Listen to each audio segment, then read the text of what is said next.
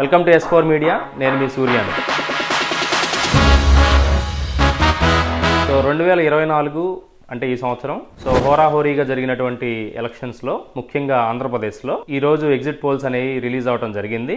అయితే ఈ 18 రోజులు ఉత్కంఠభరితంగా అందరూ కూడా ఆసక్తికరంగా వెయిట్ చేస్తా ప్రజలందరూ కూడా ఎవరుగా అధికారం చేజిక్కించుకోబోతున్నారు, సో మా పార్టీ గెలుస్తుందంటే మా పార్టీ అని చెప్పి బెట్టింగులతో హోరాహోరీగా ఆంధ్ర రాష్ట్రం అంతా వేడెక్కిపోయి ఉంది. అయితే ఈరోజు జరిగినటువంటి ఎగ్జిట్ పోల్స్లో కూడా ఏదైనా ఒక ఖచ్చితమైనటువంటి రిజల్ట్స్ వచ్చిందని చెప్పి చాలామంది ఎక్స్పెక్ట్ చేస్తున్నారు. సో మీరు చూసుకున్నట్టయితే రిజల్ట్స్ అయితే చాలా ఎగ్జిట్ పోల్స్ వచ్చినాయి, కానీ చాలా కన్ఫ్యూజన్ స్టేట్లో జనాలందరినీ కూడా క్రియేట్ చేయడం జరిగింది. సో ఇంతకుముందు గత చరిత్ర కన్నా చూసుకుంటే కనుక 2014 కానీ 19 కానీ చూసుకుంటే ఓన్లీ ఒక 4 లేకపోతే 5 లేకపోతే 19కి వచ్చేసరికి 10 మంది ఎగ్జిట్ పోల్స్ ఇవ్వడం అనేది చాలా ఉండేది. అయితే ఈసారి గత విన్నానికి అరుదుగా దాదాపుగా ఒక 50 మంది ఎగ్జిట్ పోల్స్ ఇచ్చేసరికి చాలామంది కన్ఫ్యూజన్ అయిపోయి ఏది నమ్మాలి, ఏది నిజము, ఏంటి అనేది ఇంకా ఈ బెట్టింగ్లు అయితే నెక్స్ట్ 48 గంటలు కూడా కొనసాగడానికి చాలా వరకు ఆస్కారం ఉంది. సో ఇప్పుడు వీటన్నిటిని కూడా మనం ఒకసారి అనాలిసిస్ చేసుకోవడానికి ప్రయత్నం చేయడానికి మన టీము కొంత డేటాతో ఇక్కడికి వచ్చారు. సో ఈ స్క్రీన్ మీద మనం చూసినట్టయితే కనుక సో ఎల్లో అండ్ బ్లూ కలర్తో మనం కేటగరైజ్ చేసి డివైడ్ చేస్తున్నాము. ఇట్లా ఎల్లో కలర్లో ఉన్నవన్నీ కూడా టీడీపీ ప్లస్ కూటమికి, టీడీపీ, జనసేన, బీజేపీకి ముగ్గురికి కలిపి కొంతవరకు విడిగా ఇచ్చారు. కానీ బట్ కూటమి కనుక చూసుకుంటే కనుక వాళ్ళకి ఎన్ని సీట్లు రావడానికి అవకాశం ఉంది. అట్లానే వైసీపీకి కనుక చూసుకుంటే ఎన్ని సీట్లు అనేది ఇక్కడ మనం నిక్షిప్తపరిచాము. సో ఇలా ఇవన్నీ కనుక చూసుకుంటే దాదాపుగా మనకి 45 ఎగ్జిట్ పోల్స్ డేటా అనేది మన దగ్గర సేకరించాము. సో వీటిల్లో ఈ 45లో కూడా 34 ఎగ్జిట్ పోల్స్ అనేవి కూటమికి రావడానికి అవకాశం ఉందన్నట్టుగా చెప్పారు. కేవలం ఒక 11 సర్వేల వరకు మాత్రం వైసీపీకి అనుకూలంగా ఇచ్చినట్టు తెలుస్తుంది. అయితే ఇక్కడ ఒక చిన్న అనాలిసిస్ మనం చూసుకుంటే కనుక సాక్షి పేపర్లో 2019 ఎగ్జిట్ పోల్ సర్వేని అట్లానే 2024లో ఉన్నటువంటి ఎగ్జిట్ పోల్స్ని కనుక కంపేర్ చేస్తే 2019లో వాళ్ళు ప్రచురించుకున్నటువంటి ఇవన్నీ కూడా India Today, Times Now, VDP associates, CPS, Aaraa, KK surveys, mission Chanakya and ఐపల్స్ ఇవన్నీ కూడా దాదాపుగా ఆ రోజు వైసీపీ కూటమికి విజయావకాశాలు ఇస్తున్నట్టుగా క్లియర్గా కనపడింది మనకి.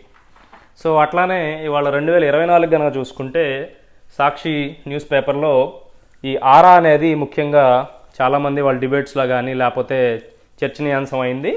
సో వాళ్ళు గత 2019లో కూడా ఆరా వాళ్ళు వైసీపీకే పట్టం కట్టారు.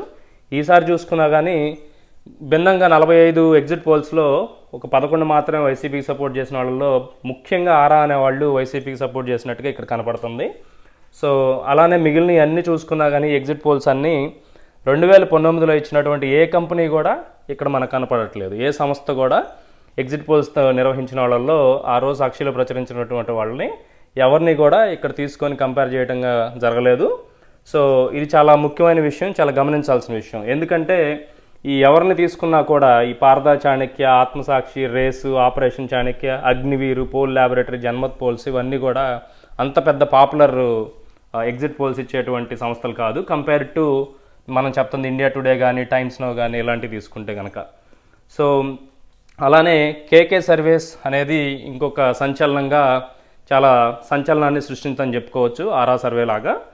సో మనం ఈ కేకే వాళ్ళది కనుక చూసుకున్నట్టయితే దాదాపుగా ఈసారి 133 టీడీపీకి, 21 జనసేనకి, 10లో 7 బీజేపీకి రావడానికి అవకాశం ఉందని చెప్పారు. అంటే టోటల్గా 161 సీట్లు, 14 సీట్లు కేవలం 14 అంటే 14 సీట్లు మాత్రమే వైసీపీ చేజిక్కోబోతుందని చెప్తున్నారు. సో ఈ ఆరా సర్వే, ఈ కేకే సర్వేస్ అనేవి చాలా పాపులరు. 2019లో ఇద్దరు కూడా నిక్కచ్చిగా ప్రెడిక్ట్ చేయగలిగారు. అదే 24కి వచ్చేసరికి 2 భిన్న ధృవాల్లాగా వాళ్ళు ప్రెడిక్ట్ చేయడం జరిగింది. ఇది తెర వెనక ఏం జరుగుతుందో మనకు తెలియట్లేదు, ఈ సర్వే సంస్థలు ఎందుకు కన్ఫ్యూజ్ చేస్తున్నాయి అనేది. నెక్స్ట్ వీటన్నిటిని కూడా ఇంకొంచెం డీటెయిల్గా అనాలిసిస్ చేయడానికి మన దగ్గర కొంత డేటా కూడా ఉంది. అది కనుక చూసుకుంటే మనకి యుఎస్ నుంచి ఎన్ఆర్ఐ టెక్ బ్రెయిన్స్ అని ఒక సంస్థను కాదు, సో ఒక టీము పనిచేసినట్టు తెలిసింది. సో వాళ్ళు ఇచ్చిన డేటా ఏంటంటే ఈ టోటల్గా ఈ ఎలక్టోరల్స్ ఎంతమంది ఉన్నారు ఓటర్సు, సో ఎన్ని ఓట్లు పోలైనవి, సో అవి 2014కి, 19కి, 24కి కంపేర్ చేసుకుంటే ఇక్కడ చాలా డేటా అనేది ఒక చోట నిక్షిప్తం చేయడం జరిగింది. సో ముఖ్యంగా మనం ఇక్కడ కన్నా చూసుకుంటే 3,67,00,000 3,67,00,000 ఓటర్స్ 2014లో ఉండటం జరిగింది. దాంట్లో మనకి 2,89,00,000 ఓట్లు పోల్ అవటం అనేది జరిగిందనమాట. అంటే దాదాపుగా 78% పోలింగ్కి ఇక్కడ అవకాశంగా కనపడింది, ఆ రోజు జరిగినట్టుగా కనపడుతుంది. సో ఈ 78% పోలింగ్ కనుక చూసుకున్నట్టయితే 2014లో ఇంతమంది ఓటర్లకు గాను 2,89,00,000 పోల్ అయితేనే ఆ రోజు టీడీపీ అనేది, లేకపోతే ఆ రోజు కూడా కూటమేను టీడీపీ, జనసేన, బీజేపీ కలిసి ఆ రోజు విజయావకాశాలను చేజిక్కించుకున్నాయి. సో అలానే 2019 కనుక చూసుకుంటే దాదాపుగా 3,94,00,000 మంది టోటల్గా ఓటర్స్ ఉన్నారు. సో అంటే 26 లక్షల ఓట్లు అదనంగా పెరగటం అనేది జరిగింది 2014తో పోల్చుకుంటే. మనకి దానికి కాను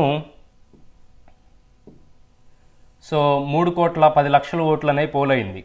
అంటే దాదాపుగా 78.69% అనేది పోలింగ్ శాతం అనేది ఆ రోజు కూడా జరిగింది.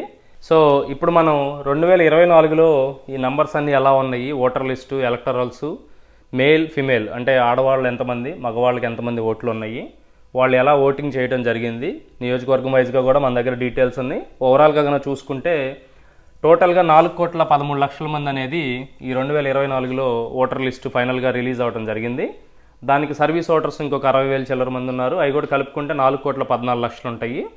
ఈ 4,14,00,000లో సుమారుగా మేల్ ఓటర్స్ 2,02,00,000 మంది ఉన్నారు. అలానే ఫిమేల్ ఓటర్స్ 2,10,00,000 మంది ఉన్నారు. సో ఇక్కడ మీరు తేడా గమనించినట్టయితే కనుక దాదాపుగా 8 లక్షలు ఫీమేల్ ఓటర్స్ ఉండటం అనేది జరిగింది. సో ఇది ఎందుకు ముఖ్యమైన ఇంపార్టెంట్ అనేది కూడా నేను చెప్తాను. సో దీంట్లో కనుక చూసుకుంటే టోటల్గా 4,13,00,000 ఓటర్స్లో నెట్ చేంజ్ అంటే ఒక 19,31,000 ఓట్లు అనేది 2019తో కంపేర్ చేసుకున్నప్పుడు దాదాపుగా ఓట్లు పెరగడం అనేది జరిగింది. అయితే ఇక్కడ మనం నెట్ చేంజ్ అంటున్నాము, అంటే దీన్ని తేడా గమనించాలి. ఈ 19,00,000 ఓట్లు అనేవి కొత్త ఓట్లు అని మాత్రమే కాదు. కొత్త ఓట్లు ఈ డేటా అంతా గమనించినప్పుడు ఈ ఎన్ఆర్ఐ టెక్ బ్రెయిన్స్ వాళ్ళు చెప్తుంది ఏంటంటే దాదాపుగా 40 లక్షల ఓట్లు అనేవి ఎడిషన్స్ జరిగినాయి. టోటల్గా 20 లక్షల ఓట్లు అనేవి డిలీషన్స్ జరిగినాయి 2019 నుంచి కంపేర్ చేసుకుంటే ఈ 5 సంవత్సరాలు అని చెప్పి వాళ్ళు చెప్తున్నారు. అయితే ఈ 60 లక్షలు ఏదైతే జరిగిందో చేంజ్ అనేది దాదాపుగా 15% ఓటర్ రోల్లో ఎవరికి ఫేవర్ అవుతుంది, ఎవరికి నష్టపరుస్తుంది అనేది మనం ఇంకా డీటెయిల్గా తెలుసుకోవాలి అంటే ఎలక్షన్స్ రిజల్ట్స్ వచ్చే వరకు మాత్రం ఆగాల్సిందేను. సో ఈ 19,31,000 ఓట్లు కనుక నెట్ చేంజ్ చూసుకుంటే దాంట్లో చివరికి వచ్చేసరికి ఓట్స్ పోల్డ్ ఇంక్రీజు మనకి 23 లక్షలు అనేవి జరిగినాయి. అదే ఇందాక 2019లో కొంచెం వెనక్కి వచ్చి కనుక మనం చూసినట్టయితే కనుక 2019లో దాదాపుగా 26 లక్షలు నెట్ ఇంక్రీజ్ కనుకుంటే ఓట్స్ పోల్డ్ డిఫరెన్స్ మాత్రం 20 లక్షలు మాత్రమే కనపడుతున్నాయి. అదే 2024లో నెట్ ఇంక్రీజ్ 19 లక్షలు కనుక చూసుకుంటే ఓట్స్ పోల్డ్ ఇంక్రీజ్ మాత్రం 23 లక్షలు చిల్లర కనపడుతుంది. అంటే 4 లక్షలు అదనంగా ఇక్కడ ఓటింగ్ అయితే పోలింగ్ శాతం అయితే పెరిగింది. ఈ పెరిగిన పోలింగ్ పర్సంటేజ్ కూడా ఎవరో ఫేవర్ అవుతుంది, ఎవరు నష్టపడుతుంది అనేది మనం పోలింగ్ ఫలితాలు వచ్చేవరకు వెయిట్ చూడాల్సిన అవకాశం మాత్రం కనపడుతుంది. సో ఇప్పుడు ఈ ఫిమేల్ ఓటర్స్ కనుక మనం చూస్తే కనుక సో దాదాపుగా ఇందాక చెప్పినట్టుగా 8 లక్షలు అదనంగా ఫిమేల్ ఓటర్స్ ఉన్నారు ఆడవారు. సో వాళ్ళల్లో మగవారి ఓటింగ్ అనేది దాదాపుగా 1,64,00,000 మంది ఓటేస్తే అదే ఆడవాళ్ళు 1,69,00,000 అనేది ఓటేయడం అనేది జరిగింది. అంటే 5 లక్షలు అదనంగా ఆడవాళ్ళ ఓట్లు ఎక్కువగా పోలింగ్ అయితే ఇక్కడ జరగటం అయితే స్పష్టంగా కనపడుతుంది మనకి. సో ఈ పోలింగ్ పర్సంటేజెస్, ఈ డేటా ఈ అన్నిటిని కూడా నియోజకవర్గం బై నియోజకవర్గం వెళ్ళి మనం ఈ ఎగ్జిట్ పోల్స్ అనేది ఏంటంటే ఒక సైంటిఫిక్గా వాళ్ళు చేస్తారు. బట్ దాంతోపాటు ఇలాంటి 5 సంవత్సరాల్లో జరిగిన ఈ ఎలక్టరల్ ఓటర్ చేంజ్, ఈ ఓటర్ లిస్టుల మార్పులు చేర్పులు కూడా చాలా వరకు ప్రభావితం అవుతాయి. సో ఈ ఎగ్జిట్ పోల్స్ ఎట్లా ఉంటుందంటే ప్రతి 100 మందిని నియోజకవర్గానికి తీసుకోనో లేకపోతే ఒక 1000 మందిని తీసుకోనో వాళ్ళ తమ కెపాసిటీని బట్టి ఎగ్జిట్ పోల్స్ అనేవి చేస్తూ ఉంటారు. అది బూత్ నుంచి బయటకు వచ్చినప్పుడు కొంత దూరంలో వాళ్ళు ఒక రిపోర్టర్ని పెట్టుకొని సో వాళ్ళ దగ్గర నుంచి ఒక పల్స్ లాగా సేకరించి సో కొన్ని క్వశ్చన్స్ అడగటం వల్ల వాళ్ళు క్లారిఫికేషన్స్కి రావడానికి జరుగుతూ ఉంటుంది. సో ఈ కొంతమేరకు గత చరిత్రలో చూసుకున్నట్టయితే ఎగ్జాక్ట్గా ఇవ్వగలిగారు, కానీ ఇప్పుడు ఈ ఉన్న ఓటర్స్ కానీ ఈ పెరిగిన ఓటింగ్ పర్సంటేజెస్ ఈ అన్నిటిని కూడా ఎవరికి ప్రభావితం చేయబోతుంది, సైలెంట్ ఓటర్స్ ఎట్లా ఉండబోతున్నారు, ఎవరికి ఫేవర్ చేయబోతున్నారు అనేది ఇంకో 48 గంటలు అయితే కానీ ఉత్కంఠకి తెరపడేలాగా కనపడట్లేదు. సో అయితే ఇక్కడ ఓవరాల్గా మనం చూసుకుంటే కనుక ఈ 45 సర్వేలన్నీ కూడా దాదాపుగా మీరు ఇవన్నీ కలర్ కోడ్ చూసుకుంటే కనుక కూటమికి ఎక్కువగా అవకాశం ఉంది. కానీ ఈ బ్లూ కలర్లో ఉన్న అతి కొంతమంది మాత్రం వైసీపీకి ఉంటుంది అన్నట్టుగా చెప్తున్నారు. అదేవిధంగా వైసీపీ వాళ్ళు ఏం చెప్తున్నారంటే వాళ్ళ పథకాలన్నీ కూడా గ్రామీణ స్థాయిలోకి వెళ్ళినాయి, సో ఇంటింటికి వెళ్ళినాయి. ఎక్కువ మంది ఎగ్జిట్ పోల్స్ చెప్పే వాళ్ళందరూ కూడా మహిళలు ఉండరు. సో మహిళల ఓటింగ్ అంతా కూడా మాకే పడుతుంది అని చెప్పి వాళ్ళు చెప్తున్నారు. చూసుకుంటే ఒక 5 లక్షల మహిళల ఓట్లు మాత్రం పెరిగిన మాట అయితే వాస్తవమేను. కాకపోతే ఈ పెరిగింది మహిళలందరూ కూడా వాళ్ళు ఇచ్చినటువంటి పథకాలు తీసుకొని వేశారా. 2019లో కూడా చంద్రబాబు గారు ఆ రోజు పసుపు కుంకుమ అని చెప్పి రిలీజ్ చేశారు. ఎంతవరకు ఆ రోజు మహిళలు వచ్చి వాళ్ళకి ఓటు వేయడం జరిగింది అనేది మనంతా కూడా చూసాం. కానీ ఇప్పుడు కన్నా చూసుకుంటే ఓటు శాతం అనేది పెరిగింది. మధ్యలో కొట్టుమిట్లాడుతున్నటువంటి వాళ్ళ భర్తల్ని, సో ఇలాంటి వాళ్ళని కూడా మనం చాలా వరకు తీసుకోవాల్సి వస్తూ ఉంటుంది. సో ఈ ఓటింగు, ఈ సైలెంట్ ఓటింగు ఎవరో ఫేవర్ అయిపోతుంది అనేది మాత్రం ఒక 48 గంటలు అయితే కానీ తెరపడటానికి అవకాశం లేదు. సో ఓవరాల్గా మనం చెప్పదలుచుకుంది మాత్రం ఈ ఎగ్జిట్ పోల్స్ కొంతవరకు ఎన్ఆర్ఐ టెక్ బ్రెయిన్స్ వాళ్ళు ఇచ్చిన డేటాని వీటన్నిటిని కూడా చూసుకుంటే కనుక కూటమికే ప్రజలు ఈసారి పట్టకం కట్టబోతున్నారు అన్నటువంటి స్పష్టంగా మనం చెప్పగలుగుతాం S4 మీడియా నుండి. Thank you.